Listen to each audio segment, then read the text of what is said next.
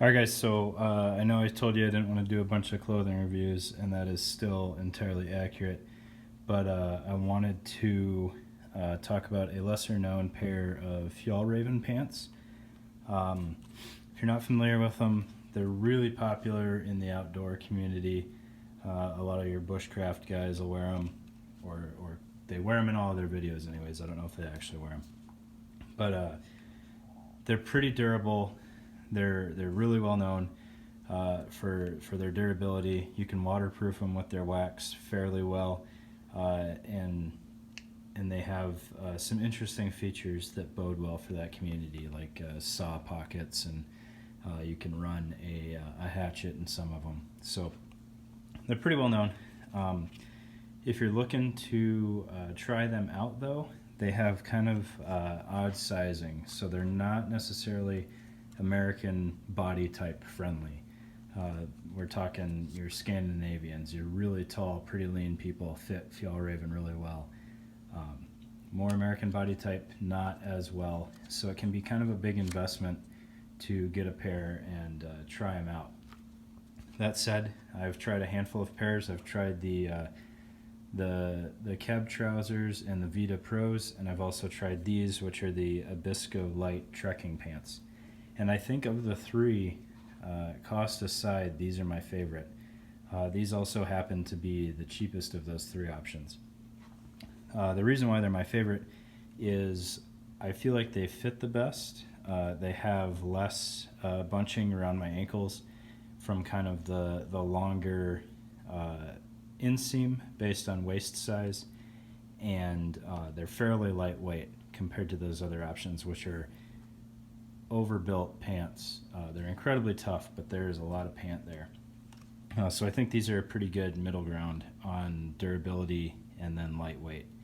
So to start looking at the features here, on the cuffs, you've got an adjustable ankle here, and you also have a hook for your laces. So if you're really worried about critters and brush getting into your pant legs, these are nice features to have. It also kind of acts as a impromptu gaiter. If you're walking through really wet spots, you could, in theory, waterproof just the lower leg with the wax, and you'd still have really good breathability up top. All right, so you also have some reinforced sections here, so as your legs rub together, your boots rub together, whatever, it's not going to wear through. And the cuff is several layers thick once you include the webbing here, so you're not going to have any durability issues on the cuff there. All right, moving up top, of course you have your little Fjallraven fox there, so you can prove you're wearing your pants in your sweet YouTube videos. But you also have dual zippered thigh pockets here. They have a little bit of a bellow to them, but nothing huge, so it's not going to be like BDU cargo pockets where you can put more stuff in there than you find comfortable. I find these very well sized. You put your phone, your wallet, and clip a knife to the zipper, and you're doing all right. Maybe a pair of gloves in one. It's pretty hard to overload these pockets unless you're just sticking something really bulky in there that's going to be poking you in the leg the whole time.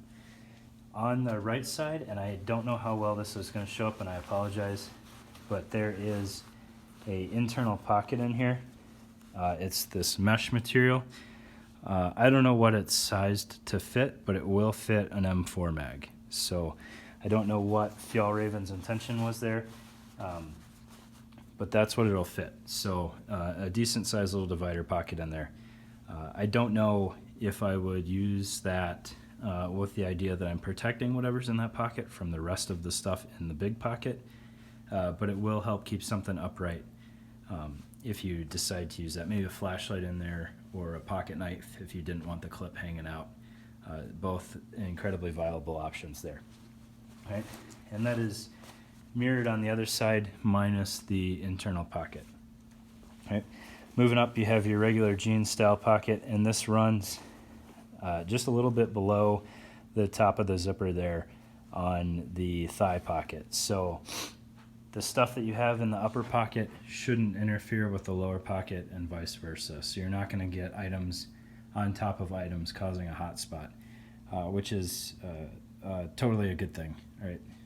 Some of the other pants, they have the pockets layer on top of each other, and it can be a little bit interesting, right? This zipper on the side here is a vent.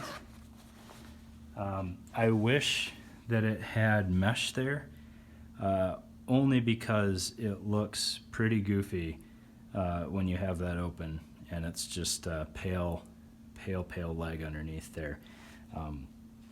The dry fires have something similar on the inside of the thigh that has a mesh lining, and that's pretty sweet. I just forget that I have the vent open. These, there's no forgetting it, because you can totally see that white leg shining through. So a little bit of mesh would be cool, but flip side, if you're overheating, this will help clear you out real quick if there's any breeze at all. The back side of these pants, there are no back pockets, which for the design of these I think is a good thing, right? You should be hiking in them, moving around. You've probably got a waist belt on of some sort for your pack, or you're going to be sitting down on, you know, logs and whatnot, and whatever would be in your back pocket is going to just get destroyed anyways. Sometimes I forget it's not there, and I try to stick a map or something back there, and I kind of wish I had it, but I think overall it's a good thing that it's missing it. And then what's cool about Fjallraven and a lot of their pants is they use stretch panels on their pants. So you see an upper stretch panel here, and then the back of the knees is stretch panel, as well as into the crotch being stretch panels. So aside from being already a lighter weight fabric than a lot of the other pants they have, the stretch panels make these things breathe very well compared to their other models. And they put it in really smart places. So you can see you've got a articulated knee already, but then when you back that with the stretch panel, it would be almost impossible to blow out a pair of these pants. Plus you're getting some nice ventilation on the back of your knees. The stretch panel in the pockets here, you're getting some good ventilation on your hips, and then the stretch panel on the back of the torso there. So great ventilation in these. Much more comfortable in most environments than the other models of theirs I've tried. Plus, like I hinted at in the beginning, they seem to fit me better than some of the other models in the same size, notably the Vita Pro and the Keb trousers. Your closure up here, you've got a double button, so you've got the one internal and then the one external with a zippered fly.